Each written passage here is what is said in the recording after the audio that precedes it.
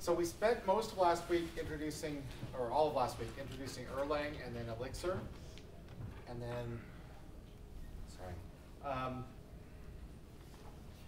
then, you have everything, actually as of Wednesday or early Friday, you had everything you needed for the Elixir 1 lab. So let's actually take just a quick look at that. You're basically writing some simple functions. This is a lot like almost that basic bracket lab where you're just writing some very simple things.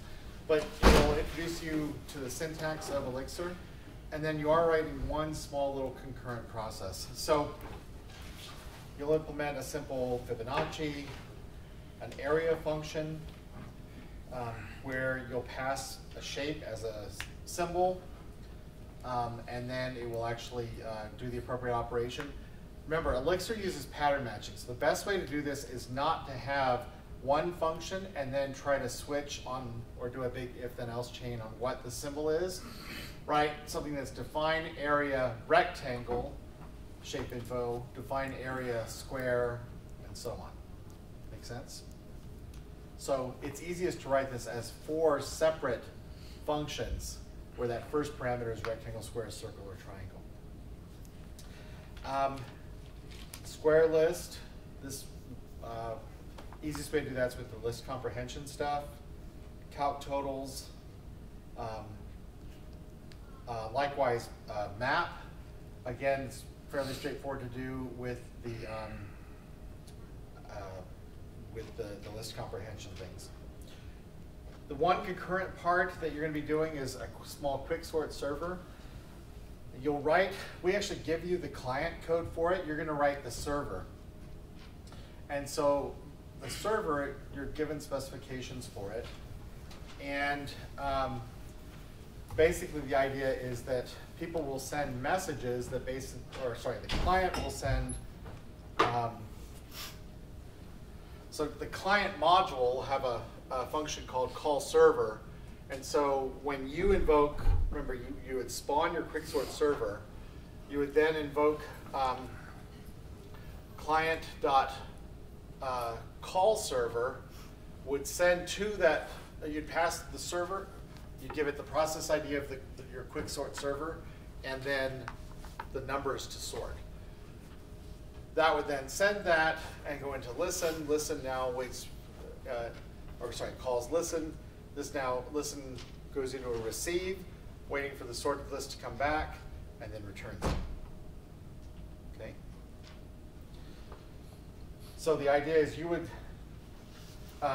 do client.call server with process ID and a list of numbers, and you will get back a list of the sorted numbers. But it's not sorted in this process, it's sorted in this quicksort server process. Remember, on the slides I gave you is the code for writing quicksort in Elixir, so you can just use that. The key thing is to push you to write a very simple process. It's just listening, does something with what it receives, and then loops back to listening more. Questions on this lab? Yeah. We're not going to have to the TAs aren't going to try to break our stuff, are they, on this? No, not on this the one. The next one, they're just shutting down processes. Right. Okay. The next one's the one where I mentioned they'll try to start killing off processes. Okay, that's fine. So this lab, like I said, is meant to be sort of a warm-up. Once we finish with the material today, you'll have everything actually for the next lab. So if we go back to the schedule, so you've got everything now to do Elixir 1. That's due on Friday, end of this week. Again, by the time we finish today, or at least early on in class on Wednesday, you'd have everything for the Elixir 2 lab. I won't go into detail on that one, but the key thing is you're going to be putting into practice this sort of, or this philosophy, this let it crash or let it fail philosophy as a way of building robust systems. In other words, you're going to try to architect it to be robust. So we're going to talk today about, today's whole topic is how do you use the Open Telecom platform framework within Erlang or Elixir to architect such a system, okay, and to use a lot of the stuff that is provided for you. So that's what you're going to be doing for that lab. After we finish, Elixir and Erlang today. We're going to be starting on the next topic, which is garbage collection. Heads up, I might have mentioned this in class before. Once we finish talking about garbage collection, and the reason is we're going to talk about what you can do at the language level that you may not be able to do just at the OS level. There is a very simple garbage collection lab. It's not coding. You're basically walking through an algorithm. We give you a spreadsheet that in essence just, here's the heap before, you fill in the heap after with different algorithms that are done, and perhaps at intermediate stages. So it's just you're playing the algorithm and putting your answer on a spreadsheet. No coding. That one, the reason I wanted to give you a heads up on it, it's listed as being due the Wednesday before Thanksgiving. I don't expect you to be here on Wednesday working on it, okay? Just so you're aware. It's listed there as basically get it in anytime before Thanksgiving. Okay, just before you take off for the break, just go ahead and get that assignment in. Okay, questions?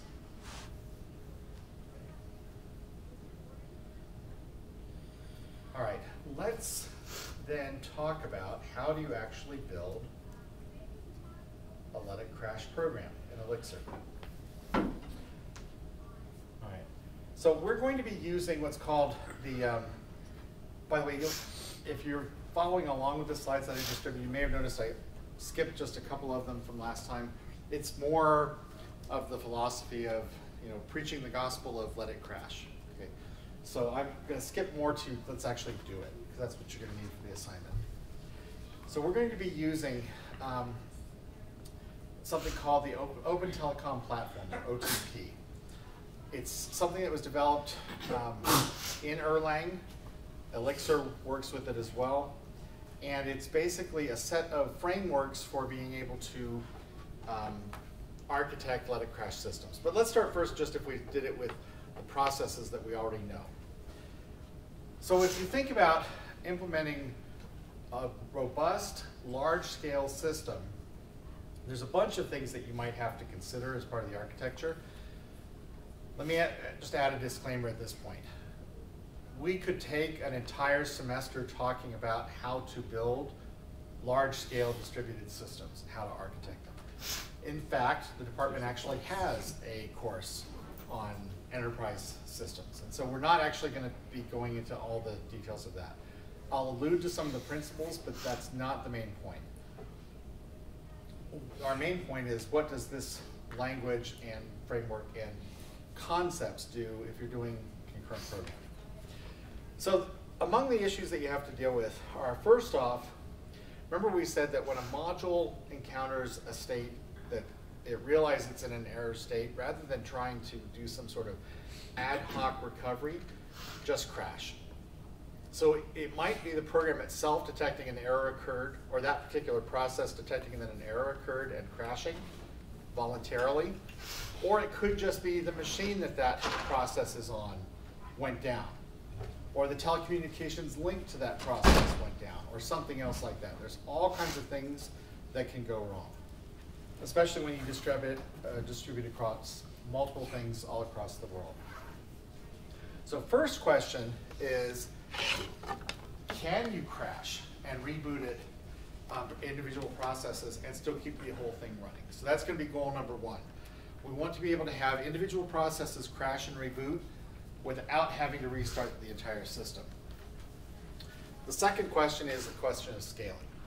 What works for 4, 5, 10 processes may not work for 100,000. And so we're going to have to look at that scaling issue as well. All right, so let's do this in the context of a simple, contrived kind of a use case. We're going to start a brand new company. Right? Old-fashioned glasses manufacturing is now out of date. It's the Glasses-O-Matic company. You take a picture of your eye, right? Don't have to even go to the eye doctor anymore. You just simply take a picture of your eye. We use all kinds of computer vision and fancy AI techniques and everything to diagnose it, to come up with a prescription. So it analyzes your eyes, determines the prescription. We have our own specialized optics shop that will manufacture the glasses and mail them to you. Okay, so that's the use case. what that looks like is this in terms of process communication. We'll have a process for the customer. We'll have the customer will send a picture to an analyst. Again, this could be algorithms, it could be a person. They send a picture to the analyst, and the analyst analyzes the picture and comes up with the prescription necessary for you. The analyst then sends that prescription to the optics shop. They make the glasses. Since you just came in, this is a contrived example scenario in which we're going to talk about building code. So the optics shop will then make the glasses and send them to the shipping department. Shipping department then ships them to the customer. So that's the process communication. Now, let's look at a number of different ways we could do this. First off, just using what we already know. We can use send and receive and those kinds of things. We can use self to get our own ID. And we can communicate process IDs.